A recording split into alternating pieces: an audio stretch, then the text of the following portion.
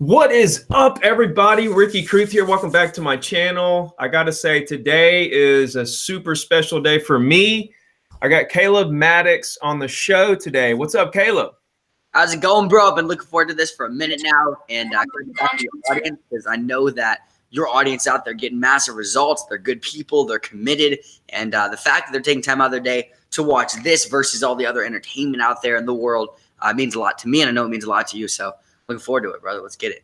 Absolutely, bro. So I have mentioned you several times on my different platforms, you know, different things, so on and so forth. But I don't think everybody has a full idea of like the Maddix addicts situation down there. So just give me a little bit of background here. I'll tell you, like just to lay it out for me, like I ran into you. I found you on YouTube maybe 2 or 3 years ago. I've seen a speech that you did, and it blew me away. And I was just like, man, look at that little kid. That's really awesome and stuff, you know? And I was like, you know, that he is really doing it. And then a couple years later, I saw an Instagram ad by your father. And then I saw you in the picture and I was like, wait a minute, that dude looks kind of like him. Wait, that's his dad. Well, what's going on here?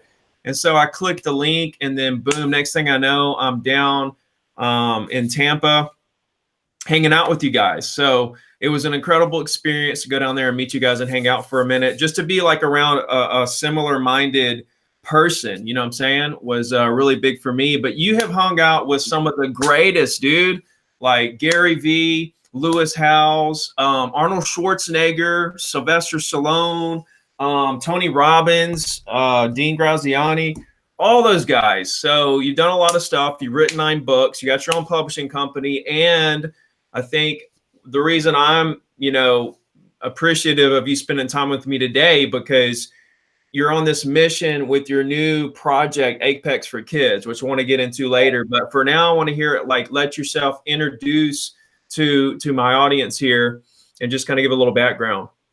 Yeah, 100. So honestly, Ricky, when people ask me this, because I've done a lot of interviews now I'm getting to a place where it's like so fluid, because like, man, like, you know, been asked so many questions over and over again. And that's when obviously people ask is like, what do you do? Mm-hmm. Honestly, the deeper I kind of take that question, honestly, there's really only one thing I do, man. That's I really, really have a deep burning desire that consumes me, change people's lives, like straight up. That's why I do everything, you know, whether it be a book I write and see some few of my books behind me, whether it be, you know, a podcast I do, an interview, a YouTube video, a company I start. Every single thing I do has the motive and intention is backed with the goal of impacting people. And that's why I now do what I do with Apex for Kids, because we're focused on first impacting the kids. That way, instead of rewiring adults' minds later, we can wire them right from the start when they're kids. Instead of rewiring, you know, or instead of transforming adults' minds later, we can form them right from the start when they're kids. So everything for me is backed with that intent. That's what I do. Yeah. So like, you're 17 years old.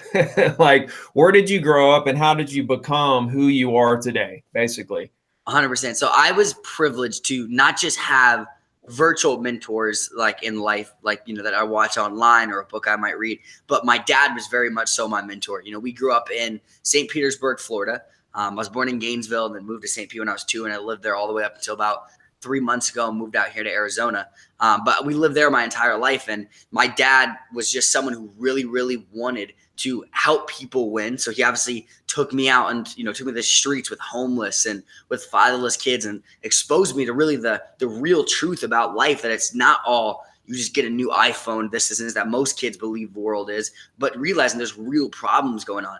And I grew up in that environment of him constantly pushing me out of my comfort zone, making me do things that are massively unconventional, trying things that most parents would say is even crossing the line and going too far. And he pushed me so much. And, you know, it was a lot of it was the things he told me. It was the actions that he took that I was able to witness. And not only that, but it was also the strategy behind it. Plus, he also started paying me $20 for every single personal development book that I would read and write a report on. So ever since I was extremely young, I was always reading books like The Success Principles since I was 8 years old, and he would give me a copy of the book.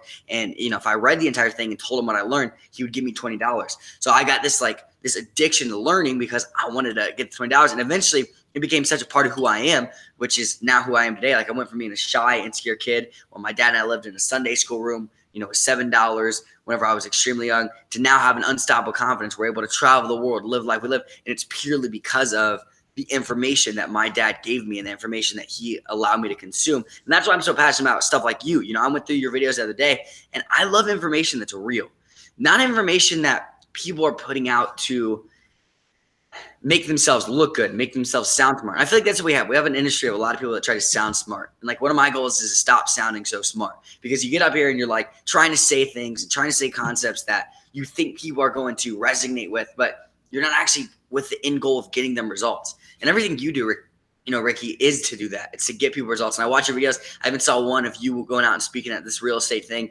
and the people at the end, like the testimonials of the results they got, that to me was like, man, like, first of all, it made me want to have you at an event of mine. I'm like, dude, this guy's he's a flat out beast.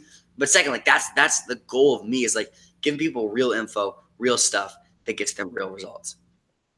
You said your dad pushed you, like really like pushed you like beyond the limits. Some people would have said, you know, you don't need to push your son that far. What was he doing? Like, what was he pushing you to do? What were the things that he was trying to push you to do? I mean, that's where we can go into crazy amounts of stories. There's so many different things. So like the most minute thing, like I'll give you a few real quick. So one of the little things he used to do is he used to, every single Friday, it was Donut Friday. And he would give me a donut as soon as I get done with school. And he'd place it on the dashboard, and he'd make me look at it as soon as he picked me up at 3, I think it was 3:30. And I would have to look at that donut all the way until about 7 to 9 that night and couldn't eat it, because he wanted me to see something that I wanted. And I was like, Dad, can I have the donut? Come on, today's special. I got an A on this thing. And he would never let me have it until the very end of the day. And what he was trying to teach me was delayed gratification. Like, that's just a small thing. Think about like what that does in a kid's mind when they develop that skill of delayed gratification. My dad also, you know, if I had one thing dirty in my room, like say there's a sock, we had a 3-story place, you know, when I was like 11, and you know, he would, if he saw me lay a sock out, like, or whatever dirty clothes it was in my room, he'd make me take that thing, go all the way down 3 stories, put it in the dirty clothes, take it back out and go back up, put it in the room again, take it and go back to the laundry room. And he made me do that like 15, 20 times over and over and over and over again, because he wanted that discipline level of not even letting a sock out. Because he's like, if you leave a sock out, what else are you going to leave out in your life? What else are you missing? What else aren't you focusing on? What other standards are you setting the bar low on? Right? Stuff like that. Anytime I would complain, I remember most kids, they would complain whenever they struck out. They'd get, because I played baseball growing up, they'd start crying. You know, my dad, if I cried or if I threw any tantrum whatsoever towards playing baseball and striking out or failure, he would make me watch videos of kids in Africa for literally 6+ hours. And I'm not even kidding when I say that. Like, I'd go home from school, the entire night would be spent watching those and writing out, I will never throw an attitude again. I will never have a bad attitude again, over and over and over again. So there's so many different stories of just like things he did that most parents would say is too far. He threw my video games whenever I was 8 years old, completely threw them away. I never had them. And like, it's funny because even in the last like 2 months, I've been reminiscing a lot of the stories and realizing how strategic everything he did was. So, and I think that's the problem. So many people, they're living in their comfort zone. Once again, it's one of those things that we always hear. But that's the ultimate failure to me. Living within your box. Like, here's the deal. People, I always imagine that there was some wooden box, right? Let's say. And Ricky, if I threw you in that wooden box, what would you do? You'd freak out. You're like, if you were just locked in a wooden box and in there for a full 24 hours, I don't even think with all your mental toughness that you could handle that. You'd go nuts at some point, right? I think that's what most people are living their life, but we wonder why the suicide rate's so high. We wonder why the depression rate's so high.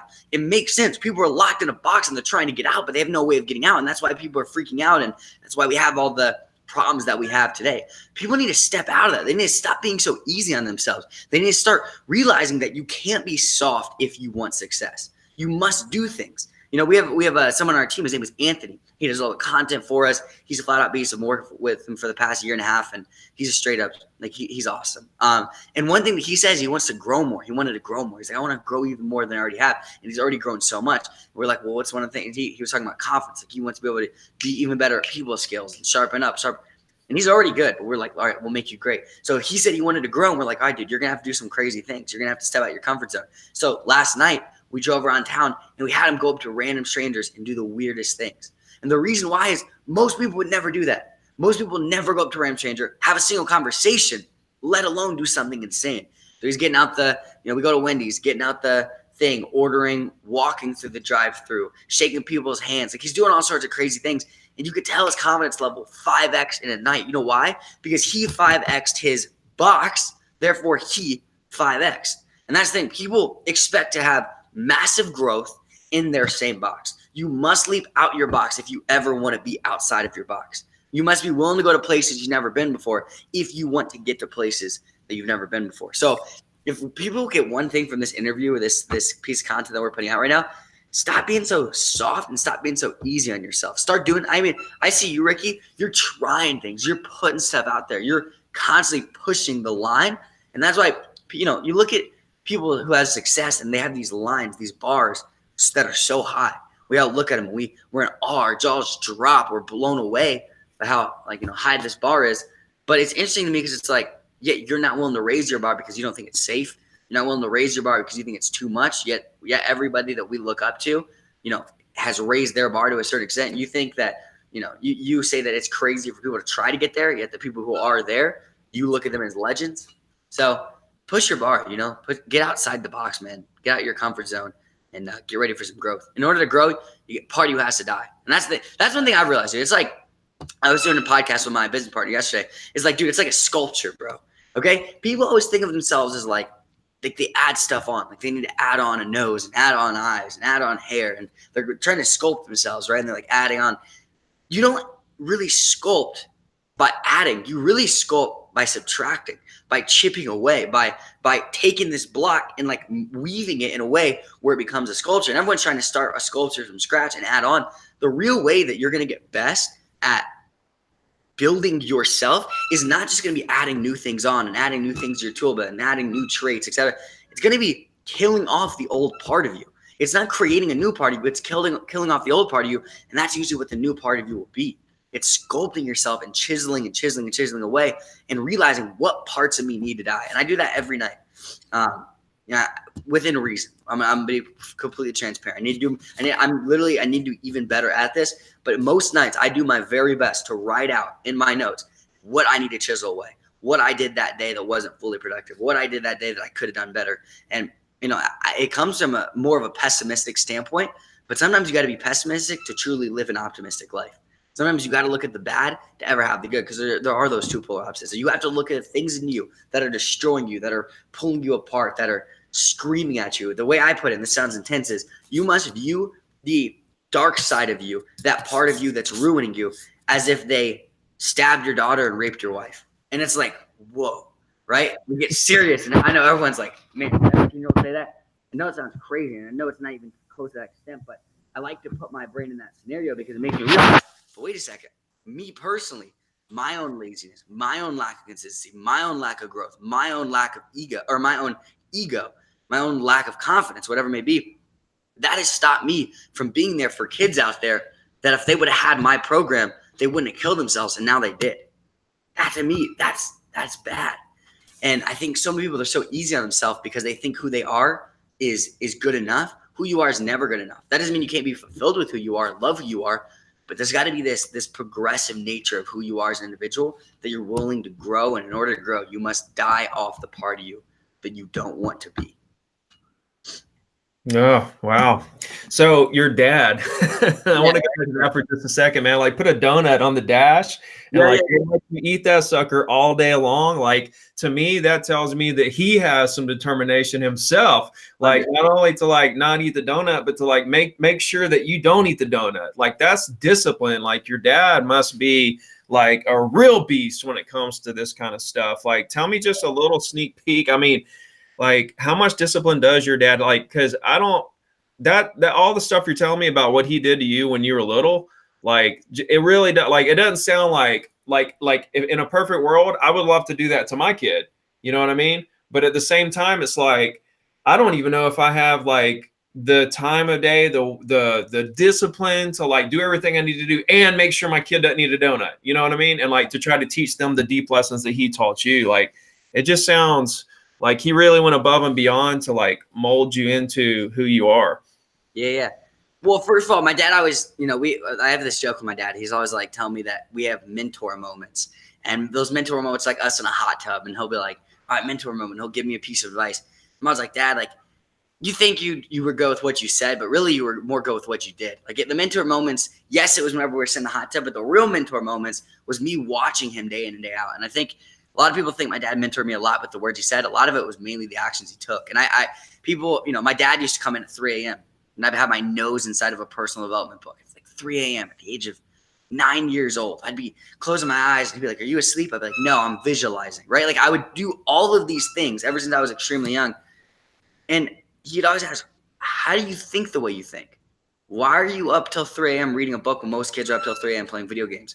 And I said, "Dad, because I saw you up till 3 a.m. reading a book the other day." Or he would say, like, why did you just hold the door for that elderly lady? I've never taught you to do that. Because Dad, I saw you hold the door for the elderly lady. Like my dad, I really was mentored in watching him and consuming him. And that's what humans are so great at, is being a sponge. Like we are masters at sponging up our environment. We are a product of our environment. Take someone who is Australian, make them born in Florida, and see if they have an Australian accent. They won't, unless their parents do, right? Because they are in an environment to have that. It's the exact same thing. A lot of you guys have accents with your minds, but those accents come from deep, dark places because you didn't have the right environment to glow those up. And I was blessed for my dad to have an accent, if we're going to use that analogy, that really molded me into being who I am and acting the way I am. So my dad, even if you watch us walk to this day, we walk super similarly. Like I just my entire life, I always wanted to be like him because he was someone I respected. And also he gave me a lot of quality time, like a lot, and it's people always want my dad's results when it comes to parenting. And I'm not just talking about who I am, like what I've accomplished, mainly just the bond that me and him have, etc. And the truth is, like, it's like wanting Jeff Bezos' business without living Jeff Bezos' life. You know what I mean? Like there is a certain sacrifice that comes to greatness in any area of life, whether that be being a spouse, a husband, or the same thing, but being a spouse, a parent, an entrepreneur, real estate, whatever it may be. There's a certain level of sacrifice. And my dad, every single day whenever I'd get off school, because I live with him 50% of the time, my mom 50% of the time, whenever I was with him at 3:30, whenever he picked me up from school, his phone would be on airplane mode for the rest of the night. He'd give me full attention. He'd be there for me. And yeah, I mean, it's a whole other level of commitment, that he put in as a father, because he really believed what I kind of believe, and that's that, your kids are your greatest accomplishment. Everything else is cool, but like, my dad told me this the other day. He's like, "Hey, Caleb, I'm the most successful person of all time." I was like, "Man, no." I was like, "I love you, Dad. I don't know about that." He was like, "Nah, there's no one on earth more successful than me." I was like, "I don't know, Dad." I was like, like look at Jeff Bezos. I gave Jeff Bezos. He looks at me, he starts laughing. I'm like, "Yeah, Dad, Jeff Bezos is worth 150 billion. After now there's a divorce or whatever, but still, the man made that much, right?" And he's like, "Yeah, okay. What did Jeff Bezos create?" And I go, "Amazon." And he said, "Okay, what I create?" I was like, "I don't know." I named one of his companies. He's like, "No, I created Caleb Maddix." He said, "Are you not better than Amazon?" And I was like, shoot, because my goals are so big. He pinned me up a little bit. Was like, my goals are so big. I literally want to change the world. That like he was basically saying, what's better, creating something that changes the world or creating something that ships a toothbrush quicker? And like, it was a funny thing and it made me realize he really did, and he does view me as his greatest accomplishment, not because I'm me, but because I'm his son and your daughter. That's who you are. It's the extension of you. And I think parents, they don't necessarily take that as deeply. And I get it. I mean, I don't judge. I mean, I'm not a parent. I know it's like, that's why I do everything with Apex, because I know being a parent in this day and age is impossible. You got kids addicted to video games, constantly on their devices. You have school, you have soccer, you have your own life to worry about, your own friends, your, parents. You may have someone that's sick in the family. Like, it is stressful, chaotic, and I get it. But at the same time, I think parents having that realization that their kids are the greatest accomplishment will have a whole extra drive to really, even if they don't have a lot of time, taking it to the next level when they do have time. Because it's not about how much. I actually didn't spend a crazy amount of time with my dad, but the time I spent with my dad was massively focused and intentional time. I think that made the difference. Yeah, you guys both are incredible. Like I said, I spent some time with you down there in St. Pete. So I want to switch gears real quick because, most of the audience here is real estate agents, and real estate agents are kind of like notorious for putting themselves in a box because real estate is so easy. Like, it's so simple because it's easy. Like, the things that you do to be successful in real estate is literally just talk to property owners, create relationships, and maintain those relationships through whatever system, and then help them do deals for the rest of their life. And then you just build on that database and help more and more people. And that's just the bottom line. It's so simple. And we all make it so hard. There's so many distractions out there. But like, one of the biggest things is that agents are scared of a couple of things. They're scared to make calls. Like, they're scared to talk to people they don't know on the phone. They're scared of rejection. They're scared of sounding silly, sounding dumb, even though they'll never see this person out in public, or if they do, they won't recognize them. Like, and if they call back 2 days later, that person will not remember that they called. You know what I'm saying? Like, the call that you sounded dumb on, they forgot about it 5 minutes after the call. You could call that same person back 2 days later, and they don't even remember that you called 2 days before, and you could have a whole new, brand new, reset on the whole conversation.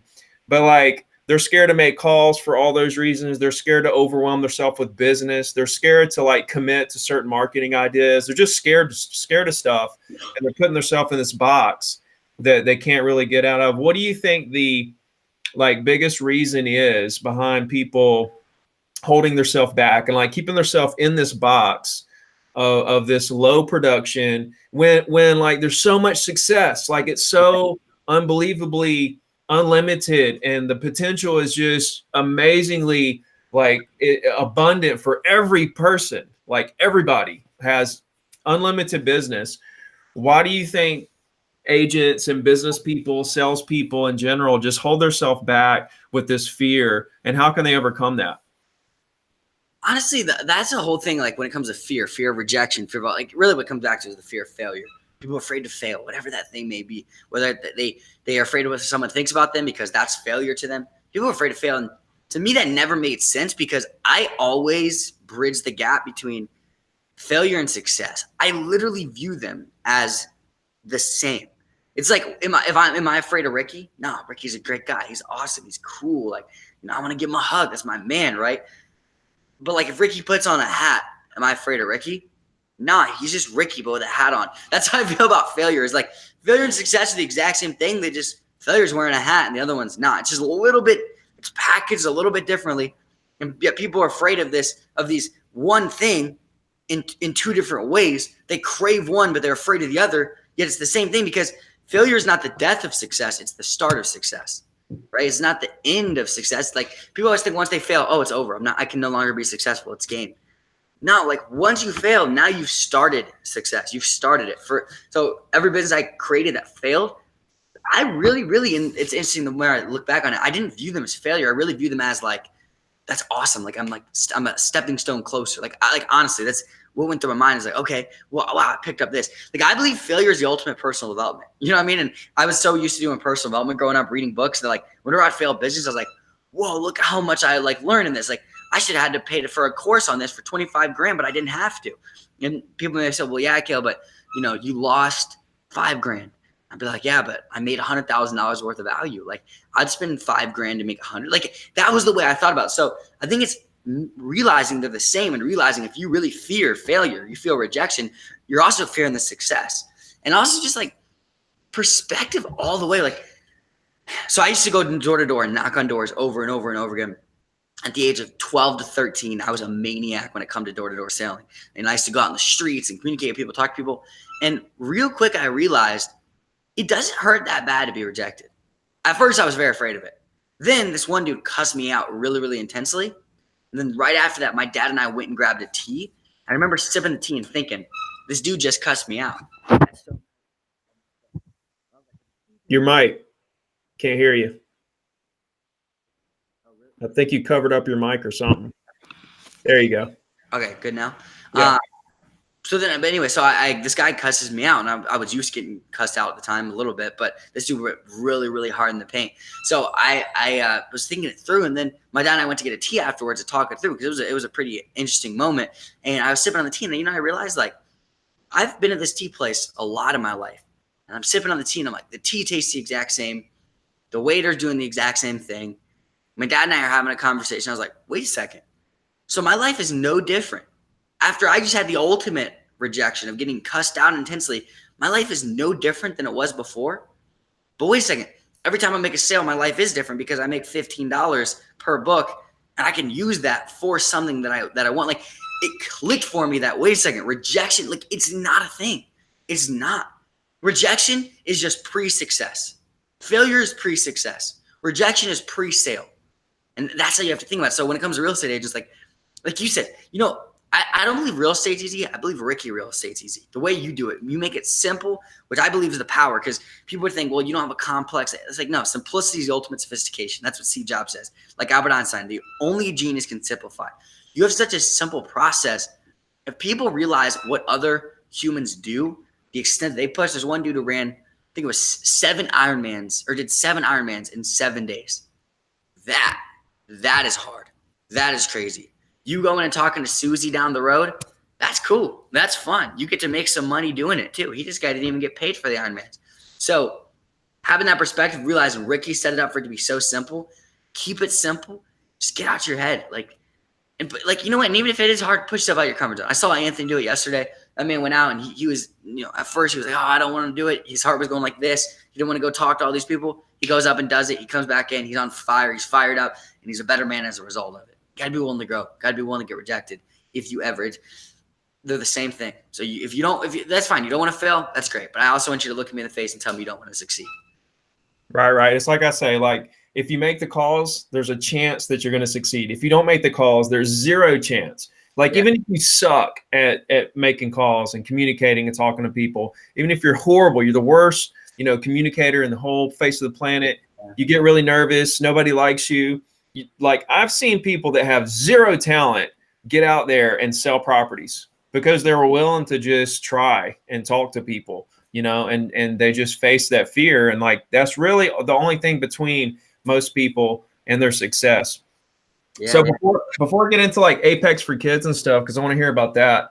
I want to know, like, out of all the people that you've like hung out with, all the celebrities and big names and stuff like that, like, who would you say is your favorite person that you got to spend some time with, that you maybe learned the most from, or got the best feeling from, or feel the most like accomplished from being around? Wow, that's a super interesting question. Yeah, I do a lot of interviews, and it seemed like that'd be a logical question. I don't get that ever, actually. Favorite, honestly, I don't really have a favorite, because I see them all in a way of like, they each have their own specialty, what I've learned, what I picked up. But if I had to choose like a favorite to connect with, it wouldn't be based off of their name or what they've done. It'd be based off of who they are. So I love Russell Brunson. I think Russell Brunson's amazing. You know, I got to spend time with his kids. I got to mentor his kids during one summer for a little bit, and like, he's a really, really good dude. Like, when it comes to family, and that's usually what I gauge it by. I love people that are close to their family. It just shows so much. It's like a real, very true part of you. And I feel like being with Russell, seeing how close he is with his kids, seeing his relationship with his wife, seeing the way he thought, it's like hearing him actually talk about people, not from a place of they're buying units, but from a place of they're his movement, and he really wants to over deliver for him. I thought that was a really cool experience. Plus, he's been so kind to me, give me so many opportunities. So if I had to name one of them, honestly, Russell Brunson is massively up there. But out of all of them, I'm so grateful for each and every single one of them. And I don't really think of it that way. I mean, I could tell you some of the conversations I've had with homeless people have been amazing. You know what I mean? Whenever I was with you, dude, like I spent a whole day with you, I was fed. I'm a better man as a result of it. So the list goes on, man. Honestly, I just love humans. Like, I honestly, if people wonder what my motivation is, I love humans. I don't know what it is. I think I realized that humans are just an animal, but really, really cool. And we think really, really amazingly, and we do really, really cool things, and we have emotions, and we're so complex yet so simple. I love humans in general. So anytime I'm around humans, whether they, you know, are amazing, big name, whether they're not, whether they're really nice to me, or even sometimes not, I still enjoy being around those people because it's a whole different contrast. I love the diversity of the human race. Right. See, a lot of people will say, well, yeah, Caleb, sure you feel like that. You've been around all the big names. So facts. No, and that's the thing too. Like, I mean, me saying that, you know, a lot of people are like, that doesn't matter to big names. It like before you hung out with a lot of the big names, like you really you didn't feel that way necessarily. Like you saw them as somebody who you just really like. I remember your dad telling me when you guys went to see Darren Hardy and hung out with him first and everything. Yeah. And like how excited you were and all that stuff. And, you know, so you haven't always thought like that. But now that you've been around so many people, Now it's just like they're just like, you realize that they're human too. Like they're just another person with a family, with a life. And they're just trying to accomplish the same things we're trying to do, trying to live the best life, help people, make the world a better place. And don't get me wrong, I still get excited to meet different people. You know, even just I've known Andy Frisella for a minute now, because like I've messaged him a little bit back and forth for like the last 3 years, and he's seen my videos. I've obviously seen a lot of his stuff because he's all over. But I got to meet him in person finally in Vegas, and we filmed some stuff for all of the parents inside of Apex for Kids. And like that was super exciting because like, you know, there's a level of respect. Like you see these people who've done a lot of cool things, and you know, like I think the most surreal was definitely meeting Arnold Schwarzenegger. That one was like, whoa, it just didn't feel real. Like even to this day, it feels like fake. I don't feel like I know him just because of purely how fake. Like his presence is that insane. So I still admire the greatness, admire the respect, and even before I did, obviously I would really look forward to it. But I've always had a sense of me that I don't know. I feel like even when I was younger, because my dad, I get to meet a lot of, because we used to be in a very religious space. I got to meet a lot of the really big people whenever I was extremely young in that space, and like it was like mini celebrity thing, right? And I think being around those people, I realized really quick they're humans. There's so much to learn from, and that's what I get excited about now. I don't get excited for the connection, to know them. I get excited to know what they know, not for people to know that I know them, but they get excited to know what they know. And I think that's what gets me excited about being around greatness now, is just being around the knowledge that they have and the experiences they have. And that's why I say I love all humans, because all humans have knowledge to share. Just jobs, the ones that build stuff, obviously have the best things to say. So you went and hung out with Arnold Schwarzenegger at his house, right? Yes. Yeah. That's crazy. Arnold Schwarzenegger, Sylvester Stallone, Jason Statham, they were all there. What, and you got to like sit down and talk to Arnold? Yeah, I got to sit down. I didn't really get to sit down and talk with Sylvester. I got a picture with him. That was cool. I got to talk to Jason Statham for a minute. That was actually crazy how I met him. So I'd never seen really a lot of their movies. I didn't watch too many movies growing up, but I knew of them, obviously. And I'd seen Jason Statham. I think it was in like, I don't know, I forget which movie it was. But I remember Arnold Schwarzenegger had an alligator walking around. An alligator walking around his house, because it was like this, like a little event thing going on. And he had an alligator. He had like tame cheetah. That's what happens. That's what you expect when you go to Arnold Schwarzenegger's house. Something crazy like that. And I go down to pet real live alligator. Real life alligator walked around. They have his like mouth like taped up or something. I can't make this up. I'll get you pictures of it. And no, nothing around his mouth. It's just purely tamed. It's like weirdest thing. Tamed since I was young. Anyway, yeah. I'm pretty sure they paid good money to have him there. But and then I go to pet this alligator, and I look over and I saw someone else's hand pet the alligator. I looked over, and it was Jason Statham. And at first, I was just so confused by this moment, because I'm petting an alligator. Jason Statham's to the left of me. And I'm like, yo, what's happening? Like I didn't even get to have much of a conversation. Then I got to talk to him for like a minute, take a photo, and then kind of went back. And then Arnold Schwarzenegger, I've actually gotten sat down with for, I would say, I've met him twice now. Each time I got sat down with him for a good 20 to 30 minutes with quality combos. Yeah, like I've talked to him and like shook his hand and taken pictures and stuff. But like a real quality combo, at least, you know, like an hour or more total amongst every interaction we've had. So he's a beast, man. You look in his eyes, and I believe eyes are the windows of the soul. You know what I mean? You can see in people's eyes. I think I told you that once. I was like, look at your eyes, bro. You got the eyes of a winner, right? Like if you look at Arnold Schwarzenegger's eyes, you just see eyes of greatness. You just see that. And that's the purpose of everything we do with Apex is I believe every human has greatness. I just believe so few of us actually tap into it. And to me, that's the ultimate shame of life, is that like people have so much potential. You hear this all the time. This is like what goes on in the spaces. There's so much potential, because we realize that's not just something we say. Like I want people to realize that. Like when we say you have more potential, you can tap in your potential. Think about the species you are. Like there's lemurs, and then there's humans, right? There's lemurs that like are cool animals. There's dolphins. There's all sorts of animals. Then there's humans that literally been able to take a device, ping another device all the way across the world, 100%, 180 degree across the world, and communicate with them through face, be able to send, like we created this. Try to get a dolphin. As much as I love dolphins, when I'm older, I'm gonna own a palace. I'm gonna have a dolphin in it, and I'm serious. That's one of my visions. Phone back on. Like dolphins are cool, but they can't do that. You know what I mean? And I believe humans, like we can do that, and we have done that, not because of anomalies, but because of the people that tap into their anomaly. Us as humans are the anomaly. We don't have anomalies. We're anomalies amongst anomalies. So we're not anomalies because we were born a certain way. Being born a human, yes, people are like, well, that person was born an anomaly. Heck yeah, they were. But so is Susie, so is Jeff, so is Ricky, so is Caleb, so is Thomas. All of us were born anomalies. Just who can tap into that? So that's the mission of Apex is our motto is every kid has greatness. Every kid is an anomaly. Every kid has greatness inside of them. Every kid has potential. Every kid has going to Mars potential. The human race has gone, try to get a monkey to literally go through our atmosphere and land on a giant rock, not on our Earth that we were all born. Insane. We are that exact same species. So our goal with Apex is to give kids the resources for them to actually tap into their apex, into their greatness, into the pinnacle of their potential. Cool. Yeah. So let's dive into it. I have one more question. We'll do it afterwards, after the Apex thing. But like Apex, like this thing is turned into a monster. I know you did a test run with it. You had a lot of success. So then you went mainstream with it. You brought on some really big names as partners. Like, tell me what this is. Tell me all about it, the vision and where you're going with it.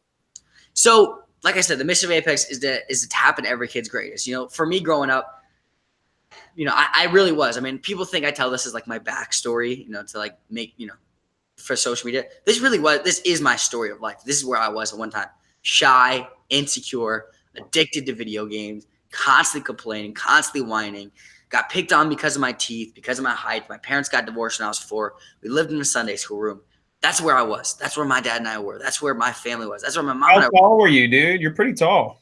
Yeah, right. How old am I now? No. How tall? Like, were you short? What do you mean? I was short, bro. I sprouted up as soon as I quit baseball, which is okay. Because I was just like, Dad, I gotta grow. Because like all my friends could hit way further than me, even though I actually ended up starting to hit further than them purely based off technique. But all my friends could hit way further than me. It's funny because every time I talk about baseball, I feel like this need to like, I was good. Because like I put so much time into it. I need people to know. At that time, I was really good at baseball. But yeah, like I used to be extremely short when I was, you know, even up to like 12, 13. And then as soon as I wrote my book, I started to get taller, like 14 years old. That was when I quit baseball. And I was like, wow, now God's going to let me grow right after I stopped trying to hit home runs, but it's all good. Anyway, so, but I was in that place where I was there. And then now I get to live life I live where I made my first $1 million at 16. And the only reason I bring up money is because money is a metric to show someone's performance, right? Like plain and simple. Like people always say money's not everything. Same time, like to accumulate $1 million worth of resources is something that's powerful because I was able to use that to impact a lot of people. I've had videos that have reached 40 million plus people. I've written 9 books. Like not only that, but who I am as a person, the confidence, the fulfillment, the happiness, the memories that have been made, the place I've been able to go, the relationship I have with the people around me. That all happened because I was exposed to personal development. I was exposed to the right information at the right time. I just so happened my dad was cool enough to bribe me into doing, literally with money, and it changed my life. So I figured if this is what changed my life, and if my only goal and my only focus is to change other people's lives, well, then shouldn't what changed my life I do to change others' lives? And that's being exposed to the right information at a young age. So I created a program and I did a test where I put out the world's first ever personal development for kids because I know personal development works. It transforms millions of adults' minds. But what if we could form right from the start when they're kids? What if instead of transforming them, we form them? What if instead of rewiring them, we wire them? So I had this concept of what if we put out personal development for kids? But the thing about that is, you know, there's TV shows for adults and then TV shows for kids. There's food for adults, food for kids. There's parks for adults, parks for kids. There's all sorts of stuff. Yet personal development, it's only been for adults. So I said, how can we make personal growth with all the entertainment that's out there? The Frozen movies, the Netflix, like the YouTube videos, the video games, all this entertainment. How can we create education that teaches kids the right things about not making excuses, about taking full responsibility, about being folks, about being respectful to their parents, about the important things in life, having character? What if we could take this education and make it equivalently entertaining to all the entertainment out there? That way kids love to watch it, but what they're watching is feeding them. Because what kids are currently watching is making them negative, depressed, complaining, floating through life like a plastic bag in the middle of a hurricane. That's what it's like now.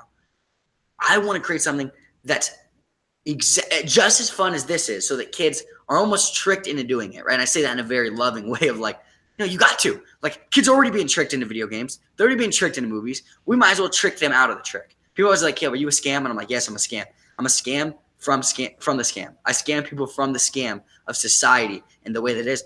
So our goal is to take the right information and put it in a way that's entertaining. That's what we've done. We created the world's first ever fun, relatable, entertaining, and powerful personal development for kids.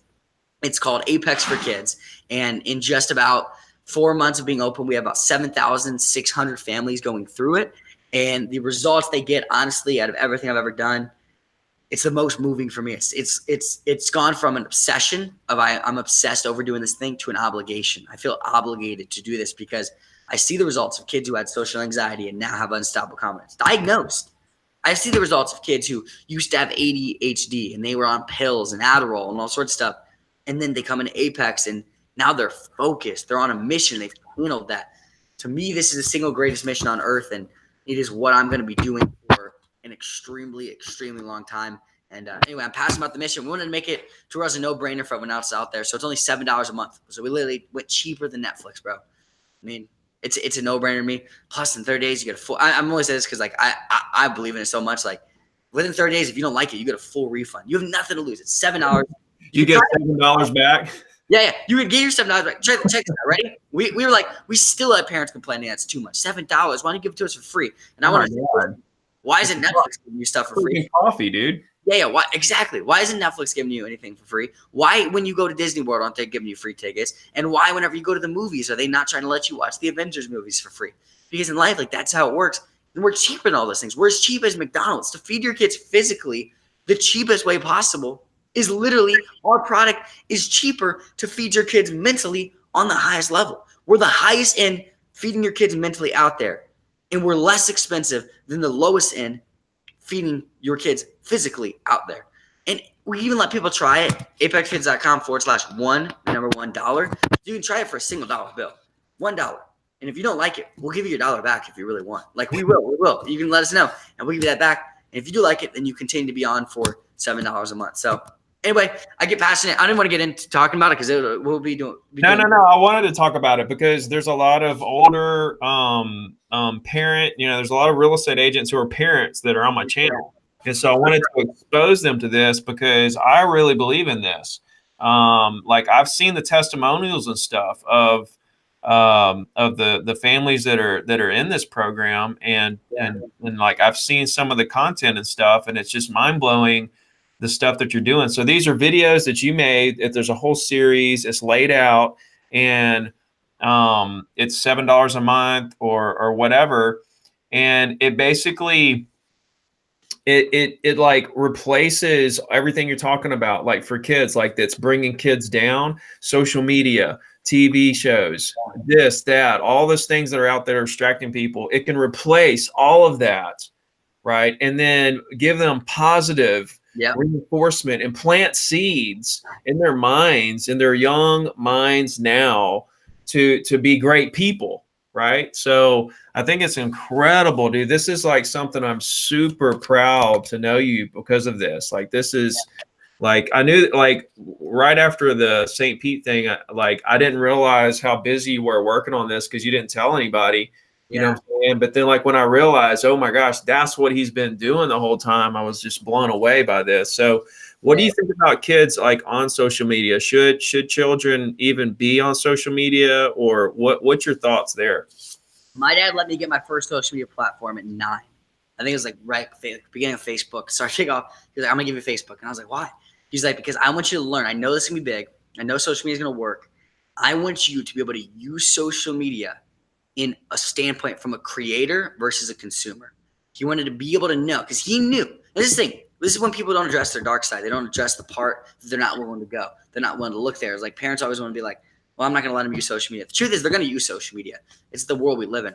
So my dad at 9 years old had me get on my first social media platform, and he started having me create stuff on there where I was inspiring people, putting out videos, posting quotes, coming up with stuff, asking people questions, because he wanted me to be good at creating versus consuming.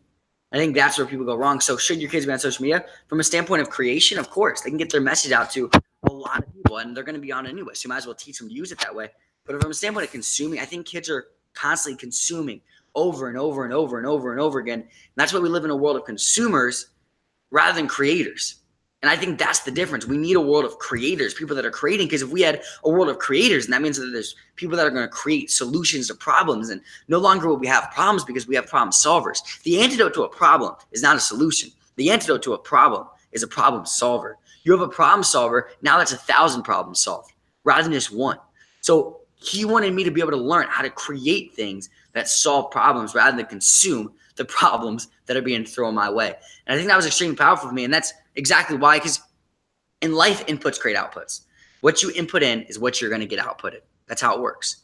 And my dad wanted me to have the right inputs growing up versus having the inputs everyone else has of the YouTube videos they watch, the Netflix shows. And that's why, once again, that's why we create Apex, is we're changing the inputs of society. We're changing what's inputted into kids' minds. That way they have the output of the results that parents want them to have, that they want to have, and living a fulfilled life. We want them to have the output of fulfillment by having the inputs of the right information. So when they join Apex, they get access to 7 of my best-selling ebooks for kids. So all 7 of them, just for the $7 a month. They get access to hundreds of on-demand videos from me that I filmed, that I've edited, that are fun, that are from a kid to a kid in a relatable way. They get access to all of those videos. So it's like Netflix and YouTube, but educating your kids. And by the way, we have kids loving this so much. Like, you should see it. They'll be saying the intro, and it's like a TV show for them. They're always watching it every single morning. But like, we have kids loving this so much that the way parents punish their kids now is say, you can't watch an Apex video today. Literally. So these kids love these videos so much that their parent says, you cannot watch an Apex video today. Are you like, that's insane. Most of that, it's always been video games. Like, I would much rather your kid be so enthralled in watching videos that are teaching them about making their bed in the morning and about setting goals and, being disciplined and delayed gratification than them, you having to punish them because they're playing too many video games or doing something. Like, that's what we've decided, that we want to make this where kids get enthralled and lost in learning. Because I believe that one of the number one scams of society is that education is boring for kids. And it does so much, man. It's way worse than if you look at it on a surface level, because it teaches kids, like, think about it, they wake up every single day for 12 years and they wake up and say, I don't want to go to school. I don't want to go to school. They wake up with a negative hit in their mind every single morning. I don't want to go. And we wonder why we have a society where 12 years compounded over time, when they become adults, they wake up negative. It's because they were trained to be waking up negative because they're not looking forward to going into the very thing they're supposed to do. We wonder why we have a society that hates going to work, because kids' work is school. They hate going to school, therefore they hate going to work. They hate their teachers because they're, you know what I mean? Like, and then they hate their bosses. It's how it works. So our goal is to switch that. It's to make education fun. That way, instead of kids associate learning with boring and growing with boring, but think about that. Kids literally view what's good for me is bad for me. What's good? Broccoli, bad. Learning, bad. Growing, bad. Actions that are good for me, bad. Habits, bad. Reading, bad. Everything that's good, they view as bad. Our goal is to make everything that's good. That you're already, by the way, we're not trying to replace parents. People are like, well, you think you can parent better than me? Heck no. No way. I'm 17. I ain't got none of this figured out. I'm not a parent whatsoever. But I do know that parents need a relatable source. They need a source because, parents like, my kids aren't going to watch you. And I'm like, yeah, they will. You know how I know that? Because they're already watching me. It's just not me. They're already watching some 17-year-old out there. They're already watching some 20-year-old. They're already watching some 13-year-old on YouTube. They're watching these people because kids crave someone their age that's communicating with them. So either you're going to have someone communicating with them to pull off pranks and do stupid things. You're going to have me talking to them and being like, yeah, listen, like, being vulnerable, being real, connect with them. Not to mention we have a Facebook. I can go on, but we have a Facebook group for the parents and for the kids where all the kids connect and all the parents are able to ask questions like, yo, my son got bullied. What do I do? My daughter's struggling with this. What do I do? Parents come behind each other. My dad's in there. He's answering questions. I'm in the kids group. The kids are like, hey, I'm getting peer pressured. What do I do? Honestly, it's powerful, man. And I believe in this so much that, first of all, it doesn't come across as selling to me. And I hope people hear that in my voice. It's not sales. It's serving. But I believe so much. I really believe if a parent's not willing to try this for their kids and get their kids a part of this, and honestly, it hurts me, man. It really, really, it pains me, dude. Because I'm like, there's so much you're spending money on for your kids, and this is nothing. This is nothing. Like, I encourage every parent out there, at least try it out. Because that's the thing. We have such a great product. I want people to try it out. Most people are like, be a customer for life. I'm like, don't even be a customer for life. Be a customer for a month. See how you like it. You don't like it, we'll give you your money back. But I know your kids are going to get so many results that just like 7,600 families are going through right now, you're going to love it so much that you're going to be, a raving fan, a part of the culture. You can literally do it for $1, right? Yeah, literally. ApexKids.com/$1. you can try Apex for $1 bill. You can go get some gumballs at the mall. You can go ride a little pony at the mall. You know those things, go in an arcade. That's more expensive than $1, bro. No, I know, dude. Nowadays, that's what I'm saying. Like, no, let's, yeah, 100%. Nothing is $1. Like, you go to the dollar store and nothing there is $1 anymore. That's what I did a video on that. I was like, nothing's $1 till now. And I was like, now you can try Apex for $1. I heard you on a podcast recently where you said that you had more testimonials per signups for Apex of Kids than anything else out there. Yeah. I really believe that our customer to testimonial ratio, our kid to testimonial, the kids that get results, customer to result ratio is higher than any other information product on earth. Any other product on earth, honestly. Like, if you see the results that we get, it is absurd because these kids are so moldable. They want to know, they want to learn, they want to grow. I think parents, they see so much potential in their kids. What's so cool is parents finally, my favorite message is this. Parents message me, they're like, Caleb, what have you done to my kid? And I'll message back, be like, oh, is everything okay? They're like, yeah, but I'm 2 weeks in this program and they don't make excuses anymore. And I've been trying to get them to do that for a year. And I'm like, yeah, because like this stuff works. You know what I mean? It really, really does. And we're getting results day in and day out. And if you see the little cute kids, it'll get your heart. You know what I mean? So if there's parents out there that want more for their kids, and I call them super parents, because there's parents that do amazing things for their kids, like give them food, shelter, water, all these things. And I think that's amazing alone, especially with how crazy the world is today. So a lot of people aren't even parents. They leave, they go out. So even if you're a parent alone, you're already doing great. But there's like a whole other level of super parents where they don't just give their kids the necessities to survive, but they give them the necessities to thrive. And they not just feed them physically, but feed them mentally. And that's the goal, is to have an army of super parents and kids who are not average, but they're savage. Love it, bro. That's why I love you so much, man, because we are so like-minded, because I'm doing the same thing with real estate agents. Like, the education system and mainstream coaching and everything is so backwards. Like, it teaches them nothing. It teaches them how to figure out what the prospect can do for the agent. And what I'm trying to do is show agents and teach them how to figure out what they can do for the client and create a lifelong relationship forever. It's kind of the same mentality. I'm just late to the game, bro. I got 20 years on you, and I'm just now putting something together like this. So I'm super proud of you, bro. My man, vice versa. I see you, and I feel like we're very similar, because we come from a place of obligation. You know what I mean? I always say there's 3 levels. There's working hard, work ethic. And that's like, I got to work hard. Then there's obsession, which is I work so hard, like you don't even think about working hard.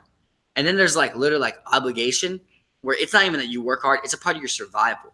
It's part of your DNA. And that's, as humans, we're built to survive. That's the only thing. We run from tigers. We get food. We hunt. We're meant to survive. So I always tell people, if our system optimizes for one thing, we're really good at this thing. And that's survival.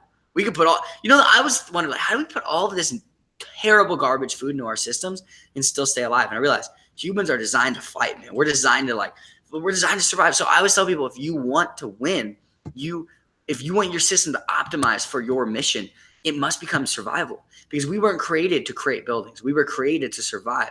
And until your mission is survival to you, your system will never fully optimize to get you to your mission.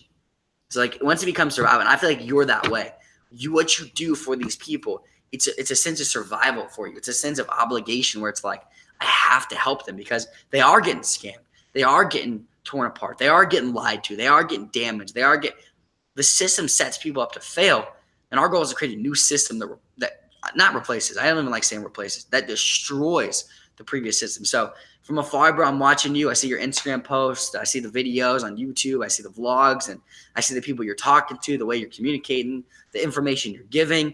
And to me, it's a beautiful thing to see, bro. I think you're doing an insane amount of things, and I'm privileged to know you, brother, and sit down and have a conversation like this. Thank you, bro. And hallelujah on all that, and amen. And we're going to leave it right there. Thank you so much, Caleb, man, for bringing all that fire today. I know everybody got a lot out of this. And if you guys are interested in Apex for Kids, you can reach out to me or go to apexforkids.com, or anything else that me or Caleb can do for you guys, just let us know. Thanks for tuning in. We'll talk to you guys soon. And like I say, hit me up if you need something.